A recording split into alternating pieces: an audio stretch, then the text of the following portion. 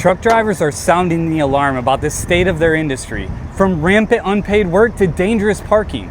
The frustrations voiced across trucking forums, social media, and YouTube are boiling over. Here are 5 major reasons the trucking industry is in huge trouble, and a look at what's causing each issue. Number 1, severe truck parking shortage. One of the most viral complaints from truckers is the chronic lack of parking. Drivers finish long days only to find no safe place to park. Shockingly, there are roughly 3.5 million trucks on the road, but only about 313,000 parking spaces at rest areas. That's 1 spot for every 11 trucks. In fact, 98% of drivers report difficulty finding safe parking regularly. With truck stops and rest areas overfilled, many are forced to park on highway ramps or isolated lots, which can be super dangerous. Tragically, this crisis has even cost lives. In one famous case, driver Jason Rivenberg was turned away for arriving too early at a delivery. He had to park at an abandoned gas station and was robbed and murdered for $7. $7 while he slept. His death spurred Jason's law in 2012 to address truck parking, but little changed for years. What caused this? For decades, infrastructure investment lagged behind growth in freight traffic. States closed rest areas and few new truck stops were built.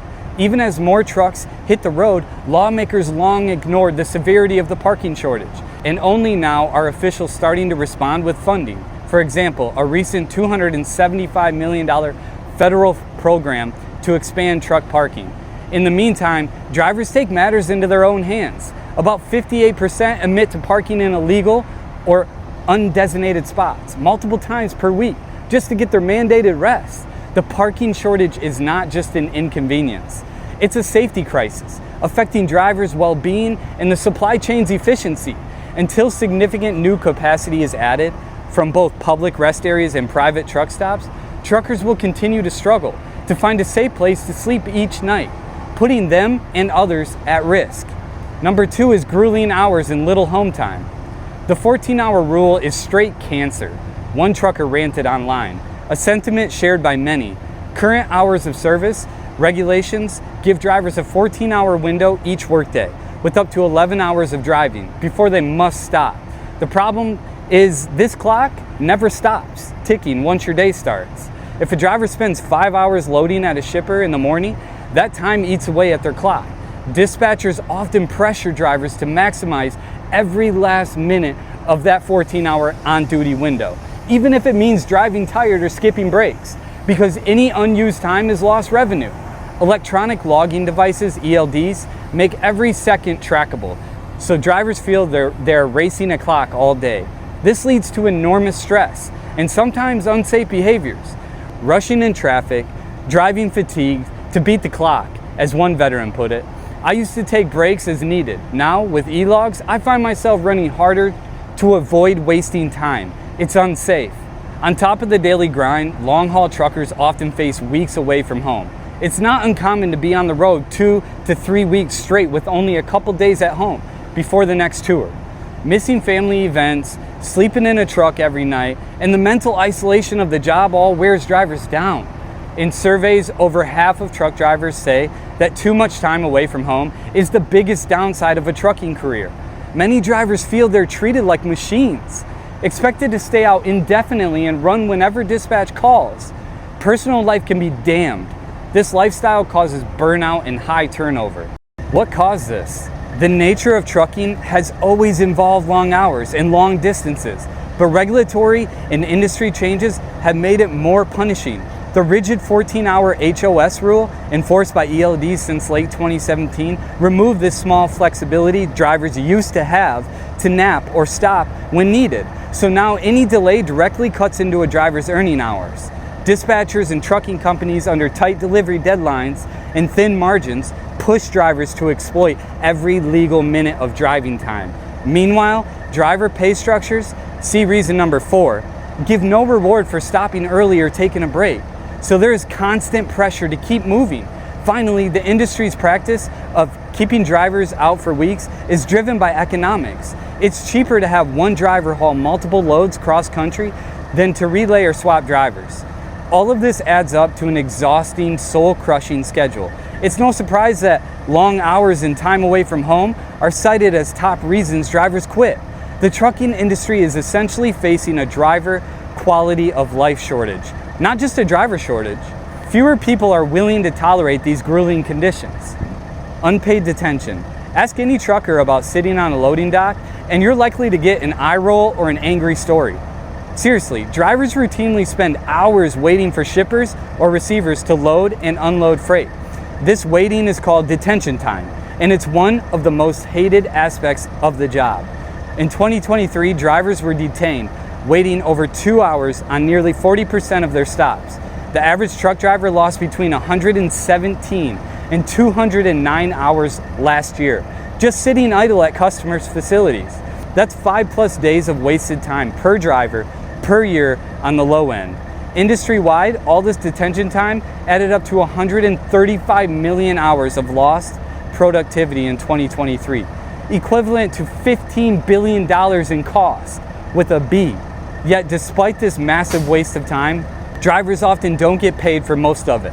Typically, trucking companies only start paying detention pay after their first 2 hours of waiting, if at all. And even then, the rate may be only $15 to $25 per hour, far below what their time is worth. Many shippers simply refuse to pay for detention. In fact, 94.5% of fleets charge shippers for detention, but fewer than half of those invoices ever get paid. This means drivers are quite literally giving away free labor, while their truck and their 14-hour clock sits unused. Drivers online vent that their time is not respected. As one person observed, "I don't know of any other businesses that think it's entitled to take up workers' time for free. This is just not fair." Because shippers and receivers face no penalty for delays. They have no incentive to work quickly. Loads can be poorly organized, warehouses understaffed, or appointment times overbooked, and the drivers eat the delay. It's common for drivers to arrive on time, but then be stuck for 10+ hours only to be told, "Come back the next day." Not only is this frustrating, it also wrecks the driver's schedule, running down their HOS clock for the day, and often leads to parking problems if their day ended at a customer with no parking. Tying back to reason number one. What caused this? Put simply, drivers' time has been undervalued and free to shippers for decades. Most truckers are paid by the mile, not by the hour. And thanks to an 80-year-old law, the Motor Carrier Exemption to the Fair Labor Standards Act, truck drivers are not entitled to overtime pay. This means neither carriers nor shippers feel a financial urgency to minimize a driver's waiting time. For far too long, the industry standard has been that only after a certain delay will modest detention pay kick in. And even that is often not passed to the driver. In short, shippers have no incentive to load, unload trucks efficiently when the driver's time costs them nothing.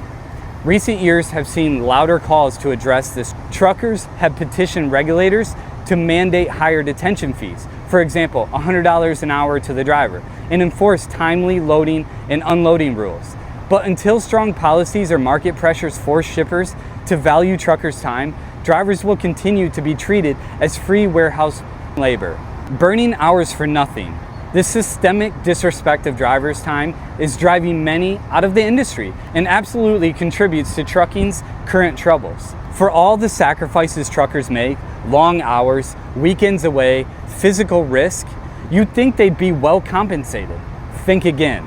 A huge gripe among drivers is low wages, especially when measured against the hours worked. Long-haul truckers commonly put in 60 to 70 hours per week. Yet, unlike most jobs, they do not earn overtime pay for hours over 40.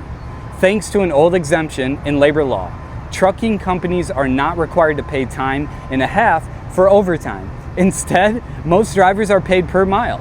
For example, 50 to 60 cents per mile for experienced drivers, which only rewards driving time, not all the other work they do.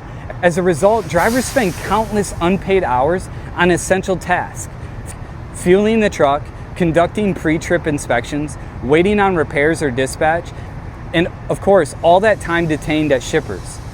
One report bluntly noted that truckers often end up working 60 to 70 hours a week but are paid by the mile with no extra compensation for those extra hours, meaning tasks like fueling, loading, or waiting are done effectively for free.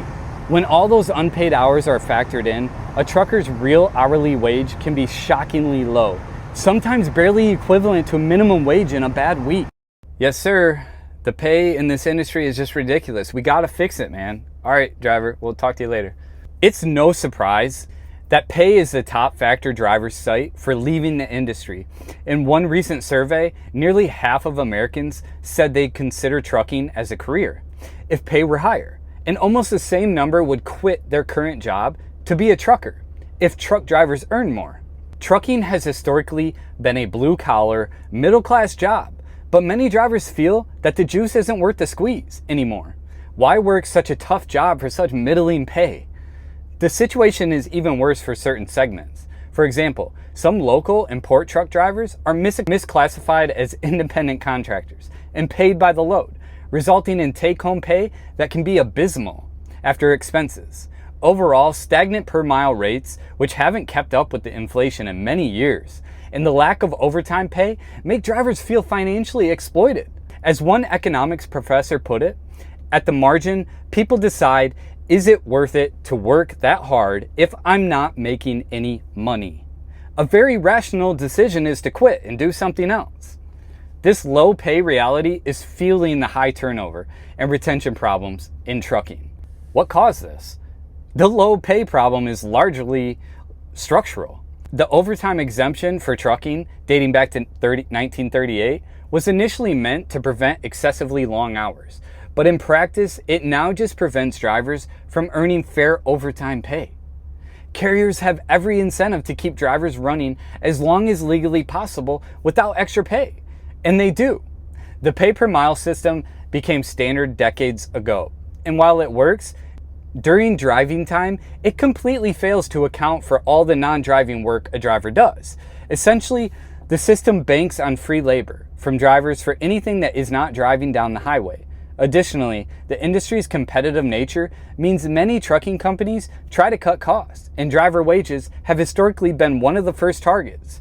Adjusted for inflation, trucker pay today is still below what it was in the 1970s in many cases, especially after deregulation flooded the market with carriers. The end result is a race to the bottom on wages that has left truckers feeling undervalued.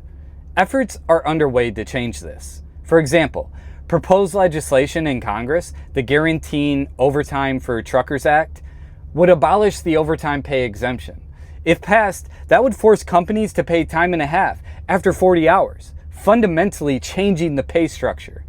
But until such reforms happen, low pay and lack of overtime will continue driving people out of the field. Many truckers say all they want is to be paid for all their time. A fair day's pay for very tough days' work. Number 5, predatory freight brokers. We want broker transparency. That was the rallying cry of hundreds of truckers who descended on Washington, D.C. in May 2020. Do you remember that? They were blaring the air horns in protest. This issue lit up social media during the pandemic freight downturn and remains a hot topic among owner-operators and small carriers. Freight brokers, the middlemen, who arrange loads between shippers and trucking companies, are widely seen as taking an unfairly large cut of the shipping rates. When the freight market crashed in 2020, many drivers were offered rock-bottom rates for loads. Yet they suspected shippers were paying much more and brokers were pocketing the difference. Without rate transparency, it's hard to know. Legally, federal regulations number 371.3 require brokers to disclose the shipper's payment upon request. But in practice, brokers often skirt this rule by making carriers waive that right in the contract or simply refusing to comply. As a result, truckers feel totally in the dark about the true value of the loads they haul. Driver stories abound of brokers allegedly taking 50% or more of the total freight charge, while the trucker bears all the work and expenses. Whether those exact figures are always true or not, the lack of transparency breeds distrust. The anger reached a boiling point in 2020 when countless owner-operators were barely covering costs. They accused brokers of price gouging during a crisis. Even the then president commented that truckers were being price gouged by brokers and deserved fair treatment. The core of the issue is that small trucking businesses have little power against big brokerage firms. If a carrier refuses a cheap load, the broker will find someone else desperate enough to haul it. This imbalance, drivers say, lets brokers inflate their margins at the expense of those actually doing the hauling. There has to be some sort of regulation on these brokers because they are just getting outrageous. That's what one trucker told Landline during the DC protest. Drivers don't have the time or resources to pursue these guys. It's getting worse every day. This sentiment that brokers are screwing over drivers resonates strongly online, where posts about shady broker practices often go viral. Just look for yourself. It's everywhere. What caused this? The broker issue is fundamentally about information and power asymmetry. Brokers have full knowledge of what the shipper pays and what the trucker is willing to accept. The trucker typically only knows what they are being paid, because the freight brokerage sector is only lightly regulated. Many brokers require contract clauses that waive transparency, and enforcement of the existing transparency rule has been lax. This has allowed a culture where it's normal for the middlemen to hide the numbers. Additionally, years of overcapacity, too many trucks for too few loads in the market have given brokers more leverage to push rates down. If one driver won't haul for a low rate, another will. During economic downturns, this power dynamic is even worse for truckers. The recent protests and petitions led by groups like OOIDA, the Owner-Operator Independent Drivers Association, have finally pushed regulators to take notice. In late 2024, the US DOT proposed a new law to strengthen broker transparency, requiring brokers to share electronic transaction records within 48 hours of delivery, among other provisions. This is a direct response to what drivers have been demanding for years: honesty about the money. Whether these rules will be finalized and enforced remains to be seen. But without question, the feeling of being shortchanged by middlemen has drivers fed up. It's yet another reason many are warning others away from entering trucking. After all, if all the folks behind a desk take a large slice of the pie, while the driver takes all the risk and does all the work, what future does the independent trucker have? The industry's failure to ensure fair and transparent pay for the people behind the wheel is a huge factor in its current troubles. These 5 issues, unsafe parking, brutal hours, unpaid delays, poor pay, and exploitative middlemen, are the grievances echoing across truck stops and internet forums alike. Collectively, they paint a picture of an industry in crisis, struggling to retain drivers and attract new ones. It's no coincidence that driver turnover is sky high and many experienced truckers are hanging up their keys.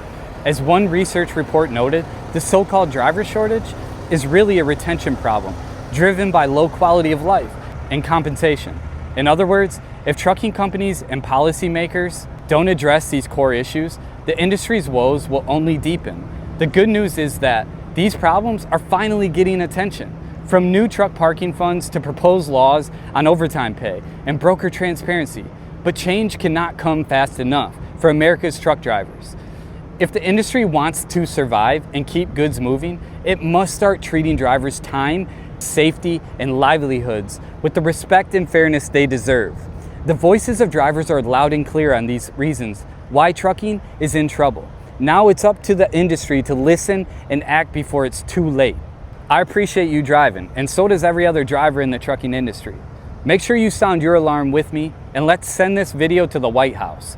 Get it to all the forums, send it out, share it, like it, and make sure you subscribe down below. And keep it between the lines.